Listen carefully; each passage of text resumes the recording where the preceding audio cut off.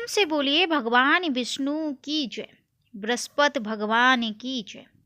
भक्तजनों, आप सभी को बृहस्पतिवार व्रत की हार्दिक शुभकामनाएं। आज हम श्रवण करेंगे बृहस्पतिवार व्रत कथा। भारतवर्ष में एक प्रतापी और दानी राजा राज्य करता था। वह नित्य गरीबों और ब्राह्मणों की सहायता करता था। यह बात उसकी रानी को अच्छी नहीं लगती थी। वह ना तो गरीबों को दान देती और ना ही भगवान का पूजन करती थी और राजा को भी दान देने से मना किया करती थी। एक दिन राजा शिकार खेलने वन को गए हुए थे तो रानी महल में अकेली थी।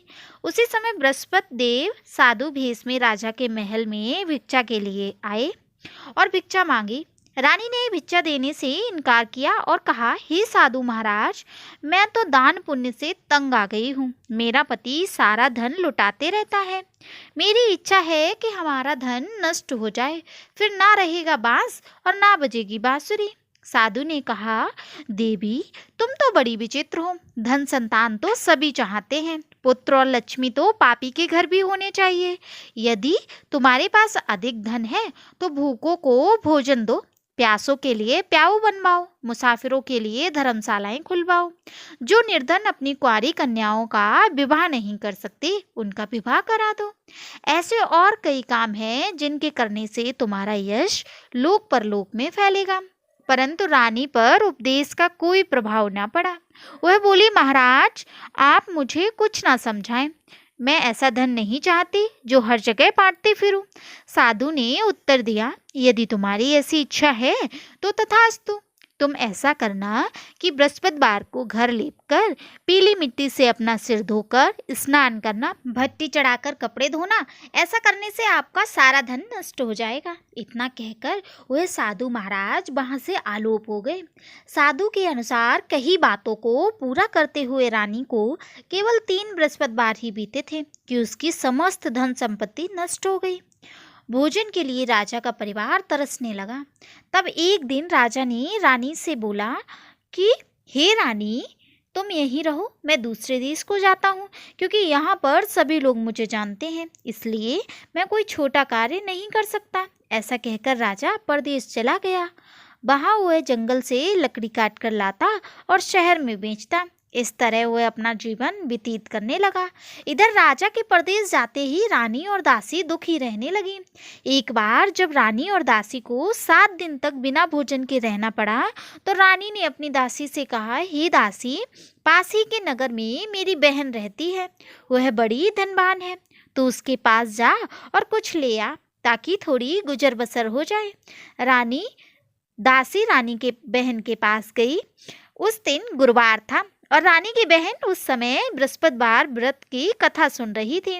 दासी ने रानी की बहन को अपनी रानी का संदेश दिया, लेकिन रानी की बड़ी बहन ने कोई उत्तर नहीं दिया। जब दासी को रानी की बहन से कोई उत्तर नहीं मिला तो वह बहुत दुखी हुई और उसे क्रोध भी आया। दासी ने वापस आकर रानी को सारी बात बता दी। सुनकर रानी ने अपने भाग्य को कोसा। उधर रानी की बहन ने सोचा कि मेरी बहन की दासी आई थी, परंतु मैं उससे कुछ ना बोली, इससे वह बहुत दुखी हुई होगी। कथा सुनकर और पूजन समाप्त करके वह अपनी बहन के घर आई और कहने लगी, हे बहन, मैं बृहस्पतिवार का व्रत कर रही थी। तुम्हारी दासी मेरे घर आई थी, परंतु जब तक कथा होती है तब तक ना तो कुछ बोलते हैं और ना ही कुछ कहते हैं, ना ही उठते हैं। कहूँ दासी, क्यों गई थी? रानी बोली, बहन, तुमसे क्या छुपाऊं, हमारे घर में खाने तक को अनाज नहीं था। ऐसा कहते कहते रानी की आंखें भर आई। उसने दासी समेत पिछले 7 दिनों से भूखे रहने की बात अपनी बहन को विस्तार पूर्वक सुना दी। रानी की बहन बोली, देखो बहन, भगवान बृहस्पति देव सबकी मनोकामना पूर्ण करते हैं। देखो, शायद तुम्हारे घर में अनाज रखा हो। पहले तो रानी को विश्वास नहीं हुआ, पर बहन के आग्रह करने पर उसने अपनी दासी को अंदर भेजा तो उसे सचमुच अनाज से भरा एक घड़ा मिल गया। यह देखकर दासी को बड़ी हैरानी हुई। दासी रानी से कहने लगी, हे रानी, जब हमको भोजन नहीं मिलता तो हम व्रत ही तो करते हैं, इसलिए क्यों ना इनसे व्रत कथा की विधि पूछ ली जाए ताकि हम भी व्रत कर सकें। तब रानी ने अपनी बहन से बृहस्पतिवार व्रत के बारे में पूछा।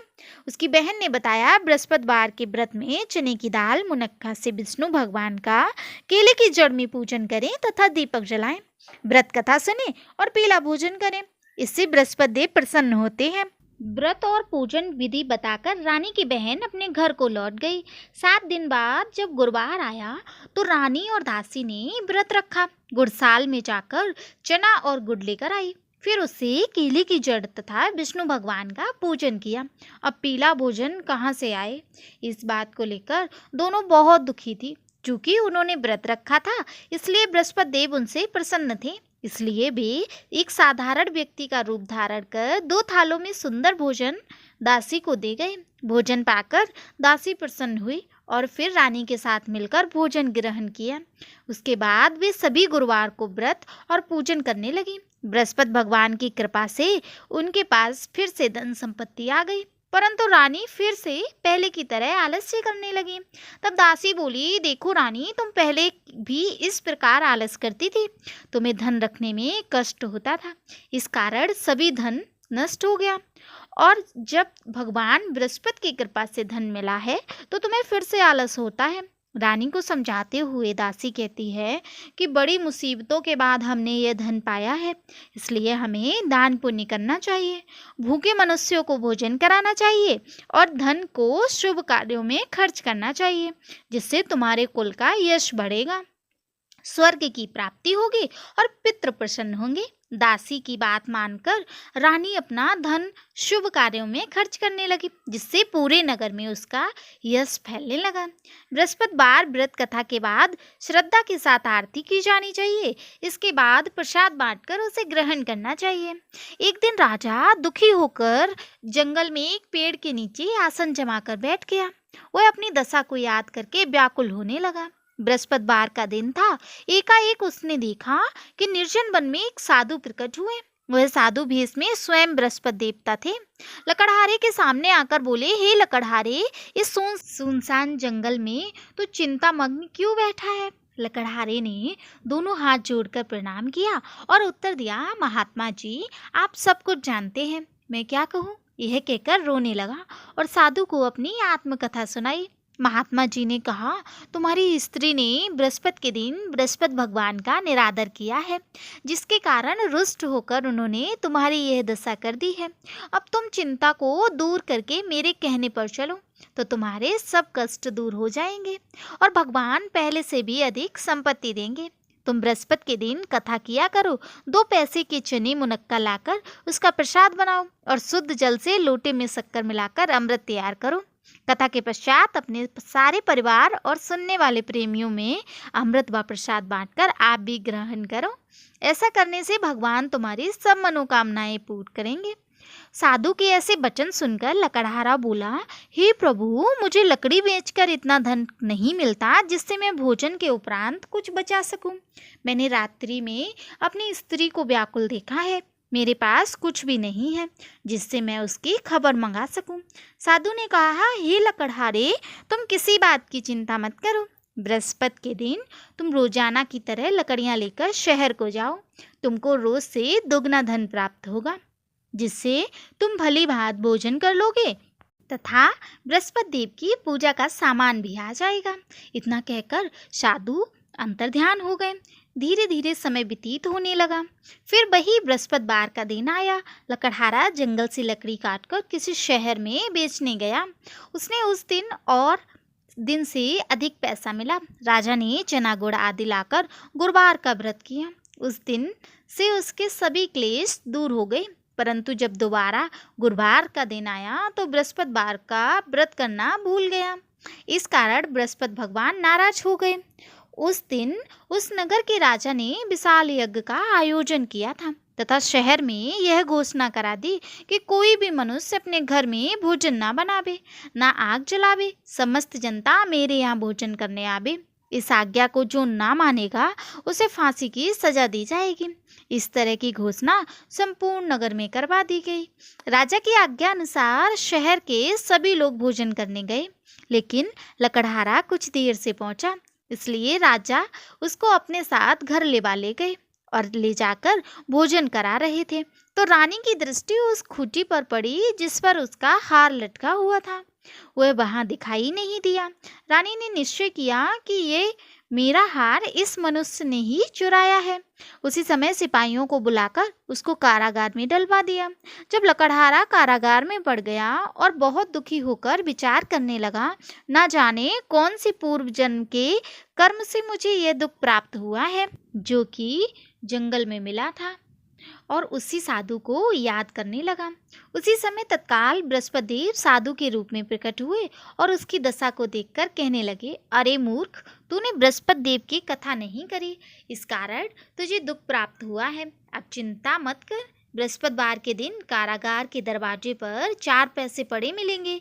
उनसे तू बृहस्पति देव की पूजा करना, तेरे सभी कष्ट दूर हो जाएंगे। बृहस्पति के दिन उसे 4 पैसे पड़े मिले। लकड़हारे ने कथा कही। उसी रात्रि को बृहस्पति देव ने उस नगर के राजा को स्वप्न में कहा, हे राजा, तुमने जिस आदमी को कारागार में बंद कर दिया है वह निर्दोष है, वह राजा है, उसे छोड़ देना। रानी का हार उसी खूंटी पर लटका है। अगर तू ऐसा नहीं करेगा तो मैं तेरे राज्य को नष्ट कर दूंगा। इस तरह रात्रि के स्वप्न को देखकर राजा प्रातःकाल उठा और खूंटी पर हाथ देकर लकड़हारे को बुलाकर क्षमा मांगी तथा लकड़हारे को योग्य सुंदर वस्त्र आभूषण देकर विदा कर दिया। बृहस्पति देव की आज्ञा अनुसार लकड़हारा अपने नगर को चल दिया। राजा जब अपने नगर के निकट पहुंचा तो उसे बड़ा आश्चर्य हुआ। नगर में पहले से अधिक बाग, तालाब, कुएं तथा बहुत सी धर्मशाला, मंदिर आदि बन गए। राजा ने पूछा, ये किसका बाग और धर्मशाला है? तब नगर के सब लोग कहने लगे, यह सब रानी और बांदी के हैं। तो राजा को आश्चर्य हुआ और गुस्सा भी आया। जब रानी ने यह खबर सुनी कि राजा आ रहे हैं तो उन्होंने बांदी से कहा, हे दासी, देख, राजा हमको कितनी बुरी हालत में छोड़ गए थे। हमारी ऐसी हालत देखकर वह लौट ना जाए, इसलिए तू दरवाजे पर खड़ी हो जा। आज्ञा अनुसार दासी दरवाजे पर खड़ी हो गई। राजा आए तो उन्हें अपने साथ लेवा लाई। तब राजा ने क्रोध करके अपनी रानी से पूछा कि यह धन तुम्हें कैसे प्राप्त हुआ? तब उन्होंने कहा, हमें यह सब धन बृहस्पति देव के इस व्रत के प्रभाव से प्राप्त हुआ। राजा ने निश्चय किया कि 7 रोज बाद तो सभी बृहस्पति देव का पूजन करते हैं, परंतु मैं प्रतिदिन दिन में 3 बार कहानी तथा रोज व्रत किया करूंगा। अब हर समय राजा के दुपट्टे में चने की दाल बंधी रहती तथा दिन में 3 बार कहानी कहता। एक रोज राजा ने विचार किया कि चलो अपनी बहन के यहाँ हो आवे। इस तरह निश्चय कर राजा घोड़े पर सवार होकर अपनी बहन के यहाँ चलने लगा। मार्ग में उसने देखा कि कुछ आदमी एक मुर्दे को लिए जा रहे हैं। उन्हें रोककर राजा कहने लगा, अरे भाइयों, मेरी बृहस्पति देव की कथा सुन लो। वे बोले, लो, हमारा तो आदमी मर गया, इसको अपनी कथा की पड़ी है। परंतु कुछ आदमी बोले, अच्छा कहो, हम तुम्हारी कथा भी सुनेंगे। राजा ने दाल निकाली और जब कथा आधी हुई कि मुर्दा हिलने लग गया, और जब कथा समाप्त हुई तो राम राम करके मनुष्य उठकर खड़ा हो गया। आगे मार्ग में उसे एक किसान खेत में हल चलाता मिला। राजा ने उसे देख और उससे बोला, अरे भैया, तुम मेरी बृहस्पतिवार की कथा सुन लो। किसान बोला, जब तक मैं तेरी कथा सुनूंगा तब तक 4 हरैया जोत लूंगा। जा अपनी कथा किसी और को सुनाना। इस तरह राजा आगे चलने लगा। राजा के हटते ही बैल पछाड़ खाकर गिर गए तथा किसान के पेट में बड़ी जोर से दर्द होने लगा। उस समय उसकी माँ रोटी लेकर आई। उसने जब यह देखा तो अपने पुत्र से सब हाल पूछा और बेटे ने सभी हाल कह दिया। तो बुढ़िया दौड़ी दौड़ी उस घुड़सवार के पास गई और उससे बोली कि मैं तेरी कथा सुनूंगी, तो अपनी कथा मेरे खेत पर चलकर ही कहना। राजा ने बुढ़िया के खेत पर जाकर कथा कही, जिससे सुनते ही वह बैल उठ खड़े हुए तथा किसान के पेट का दर्द भी बंद हो गया। राजा अपनी बहन के घर पहुंचा। बहन ने भाई की खूब मेहमानी की। दूसरे रोज प्रातःकाल राजा जगा तो उसने देखा कि सब लोग भोजन कर रहे हैं। राजा ने अपनी बहन से कहा, ऐसा कोई मनुष्य है जिसने भोजन ना किया हो? मेरी बृहस्पतिवार की कथा सुन ले। बहन बोली, हे भैया, यह देश ऐसा ही है। पहले यहाँ लोग भोजन करते, बाद में अन्य काम करते। अगर कोई पड़ोस में है तो देखा हूँ, वह ऐसा कहकर देखने चली गई, परंतु उसे कोई ऐसा व्यक्ति नहीं मिला जिसने भोजन न किया हो। अतः वह एक कुम्हार के घर गई जिसका लड़का बीमार था। उसे मालूम हुआ कि उसके यहाँ 3 रोज से किसी ने भोजन नहीं किया। रानी ने अपने भाई की कथा सुनने के लिए कुम्हार से कहा। वह तैयार हो गया। राजा ने जाकर बृहस्पतिवार की कथा कही, जिसको सुनकर उसका लड़का ठीक हो गया। अब तो राजा की प्रशंसा होने लगी। एक रोज राजा ने अपनी बहन से कहा कि हे बहन, हम अपने घर को जाएंगे, तुम भी तैयार हो जाओ। राजा की बहन ने अपनी सास से कहा। सास ने कहा, हाँ चली जा, परंतु अपने लड़कों को मत ले जाना, क्योंकि तेरे भाई की कोई औलाद नहीं है। बहन ने अपने भैया से कहा, हे भैया, मैं तो चलूंगी, पर कोई बालक नहीं जाएगा। राजा बोला, जब कोई बालक ही नहीं जाएगा तब तुम ही क्या करोगी। बड़े दुखी मन से राजा अपने नगर को लौट आया। राजा ने अपनी रानी से कहा, हम निर्वंशी हैं, हमारा मुख देखने का धर्म नहीं है। और कुछ भोजन ना किए वह सो गया। रानी बोली, हे प्रभु, बृहस्पति देव ने हमें सब कुछ दिया है, वह हमें औलाद अवश्य देंगे। उसी रात को बृहस्पति देव ने राजा से स्वप्न में कहा, हे राजा, उठ, सभी सोच त्याग दे, तेरी रानी गर्भ से है। राजा की यह बात सुनकर सबको बड़ी खुशी हुई। 9वें महीने में उसके गर्भ से एक सुंदर पुत्र पैदा हुआ। जब राजा बोला, हे रानी, स्त्री बिना भोजन के रह सकती है, पर बिना कहे नहीं रह सकते। जब मेरी बहन आवे तब उनसे कुछ मत कहना। रानी ने सुनकर हाँ कर दिया। जब राजा की बहन ने यह शुभ समाचार सुना तो वह बहुत खुश हुई और बधाई लेकर अपने भाई के यहाँ आई। तब रानी ने कहा, घोड़ा चढ़कर तो नहीं आई, गधा चढ़ी आई। राजा की बहन बोली, भाभी, मैं इस प्रकार न कहती तो तुम्हें औलाद कैसे मिलती। बृहस्पति देव ऐसे ही हैं, जैसे जिसके मन में कामनाएं हैं सभी को पूर्ण करते हैं। जो सद्भावना पूर्वक बृहस्पतिवार का व्रत करता है एवं कथा पढ़ता है अथवा सुनता है, दूसरों को सुनाता है, बृहस्पति देव उसकी सभी मनोकामनाएं पूर्ण करते हैं। भगवान बृहस्पति देव उसकी सदैव रक्षा करते हैं। संसार में जो मनुष्य सद्भावना से भगवान जी का पूजन व्रत सच्चे हृदय से करते हैं तो उनकी सभी मनोकामनाएं पूर्ण करते हैं। जैसे सच्ची भावना से रानी और राजा ने उनकी कथा का गुणगान किया तो उनकी सभी इच्छाएं बृहस्पति देव जी ने पूर्ण की थी। इसलिए पूर्ण कथा सुनने के बाद प्रसाद लेकर जाना चाहिए, हृदय से उनका मनन करना चाहिए और जयकारा लगाते हुए बोलना चाहिए, बोलो बृहस्पति देव भगवान की जय, भगवान विष्णु की जय।